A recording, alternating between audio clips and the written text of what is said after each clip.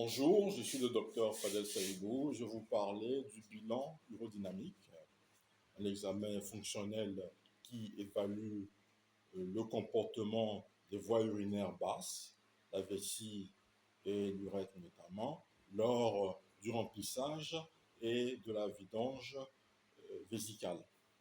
Donc, les paramètres mesurés sont la pression vésicale, la pression abdominale, la pression des trousses uriniennes qui correspond à la pression vésicale moins la pression abdominale, euh, le débit urinaire, QMAX, et le volume résiduel post-missionnel. Donc, l'activité du truseur, c'est-à-dire normale, hyperactive ou hypoactive, la compliance vésicale qui correspond à la variation de volume sur la variation de pression des trousses uriniennes, la fonction urétrale, c'est-à-dire la pression de clôture urétrale et le profil urétral. Voilà. Les principales situations cliniques sont l'hyperactivité vésicale ou syndrome d'urgence-fréquence. Donc, au niveau de la cystomanométrie, on remarque une pression des trousses uriniennes augmentée, qui est supérieure à 15 cm d'eau, avec contraction involontaire, phasique ou terminale, une capacité vésicale réduite, c'est-à-dire moins de 300 ml, des fuites provoquées par des contractions non inhibées au niveau du test à l'eau. L'électromyogramme sphinctérien qui retrouve une absence de relaxation paradoxale avec contraction simultanée du détruseur et du sphincter dans le cadre d'une dysynergie vésico-sphinctérienne typique des lésions neurologiques. Voilà. Les pathologies associées sont d'ordre neurologique, la sclérose en plaques, l'AVC, les lésions médulaires, idiopathiques, voilà, sans cause identifiée, et liées à l'obstruction sous-vésicale, comme adénome de la prostate ou le rétrécissement urétral. La situation suivante est l'incontinence d'effort. Donc, la profilométrie urétrale retrouve une pression de clôture urétrale basse, c'est-à-dire inférieure à 30 cm d'eau chez la femme et inférieure à 60 cm d'eau chez l'homme. La cystomanométrie ne retrouve pas de contraction détrusienne involontaire. La fuite à l'effort suite à l'atout ou manœuvre de Valsalva sans augmentation de la pression vésicale. L'électromyographie met en évidence un tonus sphinctérien normal ou diminué. Voilà. Les pathologies associées sont la faiblesse du sphincter urétral, liée le plus souvent à la situation de post-monopause ou en post-chirurgicale. Voilà. L'hyperlaxité du plancher pelvien, liée le plus souvent à la multiparité ou à l'obésité. Voilà.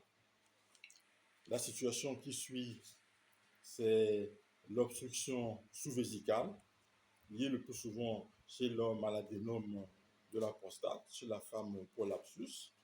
Donc, au niveau de la débimétrie, on retrouve un débit maximum Qmax réduit à moins de 10 ml par seconde, une courbe plate et prolongée. Au niveau de la cystomanométrie, on retrouve une pression détrusurienne élevée pendant la miction, c'est-à-dire supérieure à 40 cm d'eau, une résistance urétrale élevée également, analyse pression débit se faire grade supérieur ou égal à 3. L'électromyogramme retrouve une possible dysynergie vésico-sphinctérienne en cas de pathologie neurologique.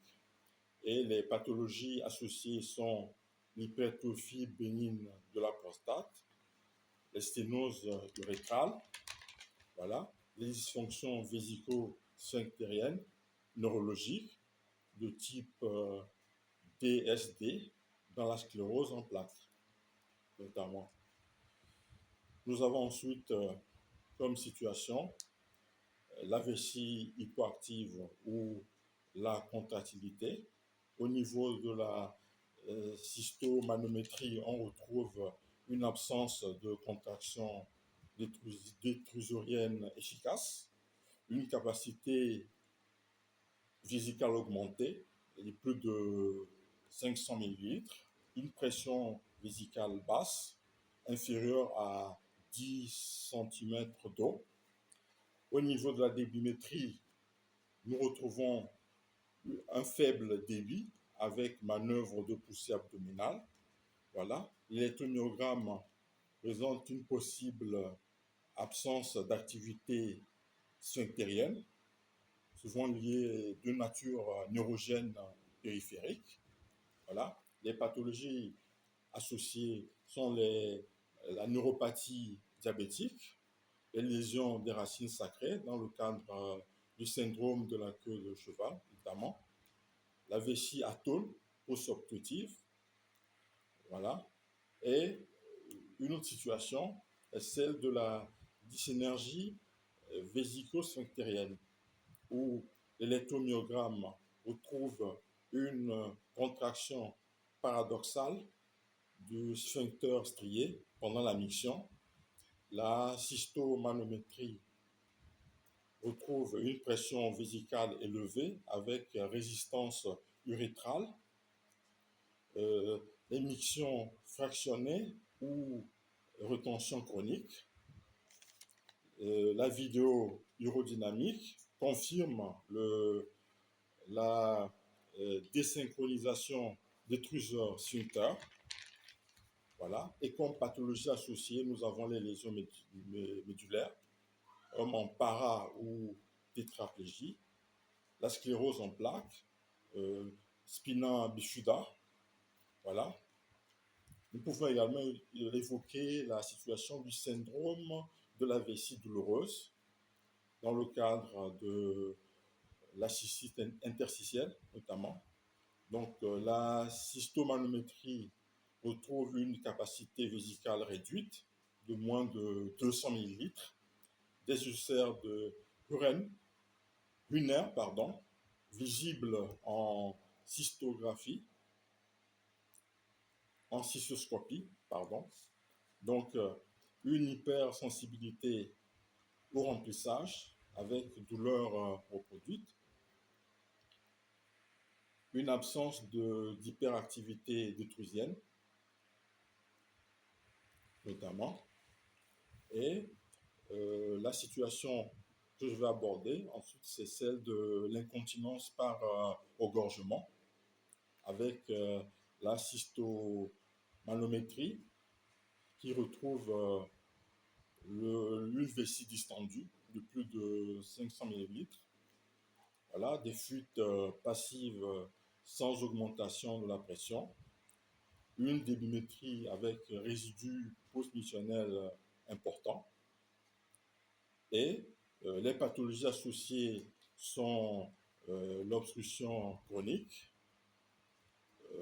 l'hypertrophie bénigne de la prostate avancée notamment, et les vessies neurologiques hypoactives. Je vous remercie.